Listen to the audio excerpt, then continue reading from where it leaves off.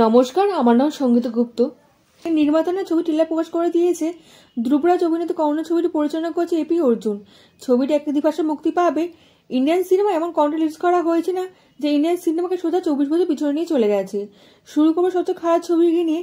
Martin Canada industry সবচেয়ে খারাপ DSL content নিয়ে এসেছে। ভাবতে পারিনি কানাডা ইন্ডাস্ট্রি পলিটিশিয়ান কম্পিটিশন করবে, কি কত খারাপ ছবি নিয়ে আসতে পারে। ফিল্মের টিজার এসে গেছে, তা দেখে মনে হয়েছে মাসিনের উপর গেমই বদলে দেবে, কিন্তু ফিল্ম টিলার দেখার পর মনে হচ্ছে ফিল্ম দেখার প্ল্যানিং বদলাতে হবে। এত বেশি ওভার কনফিডেন্স হওয়া দরকার ছিল না ভাই। হলিউডের লোকেরা ভয় পেয়ে যাবে, হলিউডের লোকেরা অ্যাকশন মুভি বানানোই বন্ধ করে দেবে। ডিসঅ্যাপয়েন্টেড যে ট্রেলার দেখে কেজিএফ কপি করে সবাই হয়তো বক্স বানিয়ে টাকা রোজগার করবে, কিন্তু লোকে বোঝে না কেটে কিভাবে বানানো হয়েছিল।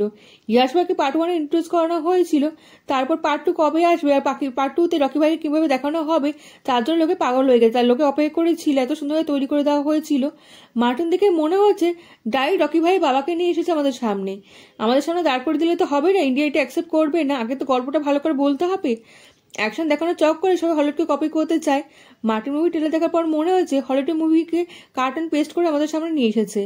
100 কোটি টাকার মতন বাজেট দেখানো হয়েছে। বিএফএক্স দরকার বেশি ছিল না, এত বেশি এক্সপেরিমেন্ট করা হচ্ছে না সিনেমাতে, আপনি দেখেই বুঝতে পারবেন। ফিল্মে টেলার দেখার পর মনে হয়েছে না আর্টিফিশিয়াল ইন্টেলিজেন্সের ব্যবহার করা হয়েছে, এই জন্য ভিডিও গেমের মতো লাগছে। ফিল্ম এটাকে কার্টুনের মতো লাগছে, মুখে কোনো এক্সপ্রেশনই নেই। কার্টুন যদি মেশিন গান ধরে তাহলে কি প্যান্ডিনে স্টার হওয়া যায়? কোনো সিনকে আইকনিক গড়াতে গেলে ইয়াশকে দেখে শেখা উচিত। একটা কি ভিএফএক্স চালানো যেতে পারতো, কিন্তু স্টোরি ওয়াইজ খালি লেগেছে। আবারও ইন্ডিয়া ভাষা পাকিস্তানের অ্যাঙ্গেল দেখানো হয়েছে, এরই এক্সপায়ারি ডেট হেঁটে গেছে। এই ফর্মুলা চলবে না। এরকম একই দেখতে দেখতে আমার বিরক্ত হয়ে গেছি। ফিল্ম শুধু পাকিস্তান দেখালেই হবে না, স্টোরিতে থাকতে হবে। মার্টিন সিনেমা 10-12 বছর পিছনে নিয়ে গেছে। ভাবতে পারছি না কেজিএফ কান্তারা গরুড়ার মতো মুভি পেয়েছিল ইন্ডাস্ট্রি থেকে। শুধু তাই দেখলে হবে না, ইন্ডাস্ট্রি থেকে বেরিয়েছে কালকে 289 রীতিমতো সিনেমা, যে লাইফ টাইম ব্লকবাস্টার সিনেমা হয়ে গেছে। 2024 বক্স অফিস নাম্বার 1 পজিশন লাভ করেছে এবং অনেক টাকা রোজগার করে দেখিয়ে দিয়েছে।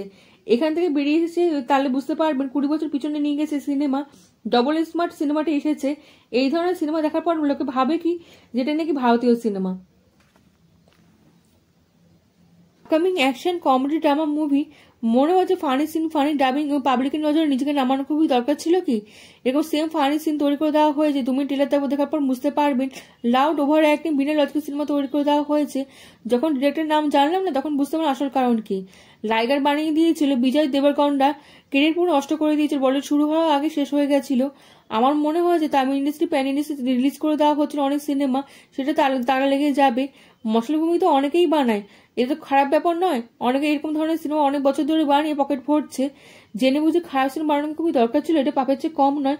বেচারি সঞ্জু বাবা প্যান ইন্ডিয়ার সিনেমা কেরিয়ার নষ্ট ভালোই চলছিল, প্যান ইন্ডিয়ার সিনেমা রিলিজ হচ্ছিল আর সব রেকর্ড ভেঙে দিচ্ছিল। অংশগ্রহণ করলেন এবং তার কেরিয়ার পুরো নষ্ট হয়ে গেল।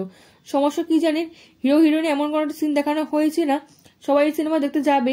লোকে পয়সা উসুল করার জন্য এরকম সিন দেখার জন্য। অডিয়েন্সকে বদলাতে হবে এবং অডিয়েন্সের নিজের দায়িত্ব রয়েছে আপনার মাথা কান নষ্ট করে দেওয়ার জন্য। আপনি নিজের দায়িত্বে এই সিনেমা দেখতে যাবেন। তৃতীয় কন্টেন্ট এসেছে তেলেগু ইন্ডাস্ট্রিতে এমন একজন অ্যাক্টর, প্যান ইন্ডিয়া স্টার তো বটেই। 2 বছর আগে এমন সিনেমা নিশ্চয় ছিল না, শুধু দেশই না আন্তর্জাতিক অনেক পুরস্কার জিতিয়ে দিয়েছিল এবং ইন্ডিয়াকে গর্ব ভরিয়ে দিয়েছিল। জুনের এনটিআর ফর্ম আর কামব্যাক করছে দেবার সিনেমার মাধ্যমে। মাস উইথ ক্লাস এই সিনেমা ভাইলেন্সের সিনেমার এক্সপেক্টার হয়ে দাঁড়াচ্ছে। এই ফিল্ম থেকে একটি গান রিলিজ করে দেওয়া হয়েছে, যেরকম আশা ছিল সেরকম সোশ্যাল মিডিয়া ট্রেন্ডিং সঙ্গের মধ্যে পড়ে গেছে। ট্র্যাকটি তামিল, তেলেগু, হিন্দি, কান্নাড়, মালায়াম প্রতিটি ভাষায় রিলিজ করে দেওয়া হচ্ছে। দেবাকান্ত যখন রিলিজ করা হয়েছিল তখন সবাই বলছিল এই সিনেমাতে জাহ্নবীকে কেন না হয়েছে, জাহ্নবী কেন সিনেমাতে কাজ করছে। গান থেকে নিশ্চয়ই বুঝতেই পারছেন কেন না হয়েছে। জাহ্নবীর ড্রামাকে ব্যবহার করা হয়েছে ইউএসপি হিসাবে। এই প্ল্যানটা খুবই খারাপ হয়েছে, আউটডেটেড লাগছে। কেন জাহ্নবী কারণ নিজের সিনেমা একটা এসেছে, তার নাম হচ্ছে উলঝা, যে ডবল ডিজিট ইনকাম করার জন্য স্ট্রাগল করছে। এই ফিল্মে ইনকাম ভালো হচ্ছে না। এই ফিল্মে ভিজুয়াল খুব খারাপ লাগেনি। এই ফিল্মে গানের মিউজিক এবং লিরিক্সের দিকে নজর রাখতে হবে আপনাকে। অনুরোধের কাছে আমার ডিসঅ্যাপয়েন্ট হয়েছি। দেখে মনে হচ্ছে 3-4টি গানে কপি করেছে। সবচেয়ে বেশি মনে হচ্ছে ভাইরাল সং মনির গানটা, নিশ্চয়ই আপনার মনে আছে, যেটা সোশ্যাল মিডিয়াতে রাজ করেছিল, তার গানে কপি মনে হচ্ছে। আর অনুরোধের নিজেরই গান, জওয়ান ফিল্মের গান আরও ওই ফিল্মের গানের কপি বলে মনে হচ্ছে।